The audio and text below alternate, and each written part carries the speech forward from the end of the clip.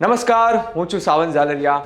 એશિયાના સૌથી જૂના અખબાર મુંબઈ સમાચારના ડિજિટલ પ્લેટફોર્મ પર આપનું સ્વાગત છે. તો જોઈએ આજની મુખ્ય અપડેટ્સ.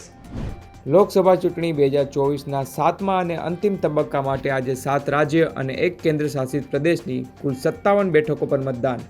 4 જૂને મતગણતરી થશે. વડાપ્રધાન મોદીએ લોકોને રેકોર્ડ તોડ મતદાન કરવા અપીલ કરી. પુણે પોર્શ કાર અકસ્માત કેસમાં આરોપી સગીરની માની ધરપકડ.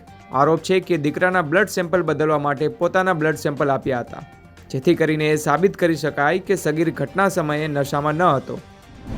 19 કિલોના કમર્શિયલ એલપીજી સિલિન્ડરની કિંમતમાં મોટો ઘટાડો.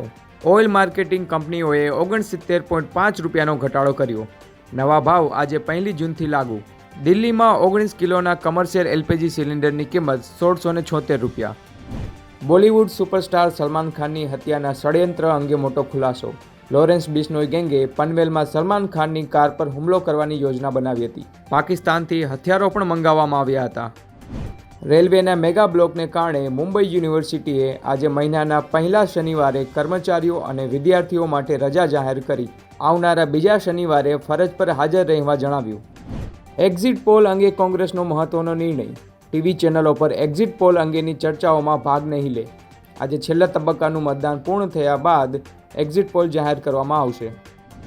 ઉત્તરાખંડમાં ગંગોત્રી નેશનલ હાઈવે પર પહાડ પરથી પથ્થરો પડતા એક વ્યક્તિનું મોત. બોર્ડર રોડ ઓર્ગેનાઇઝેશનના 4 શ્રમિકો સહિત કુલ 12 લોકો ઘાયલ. એક મહિલા લાપતા.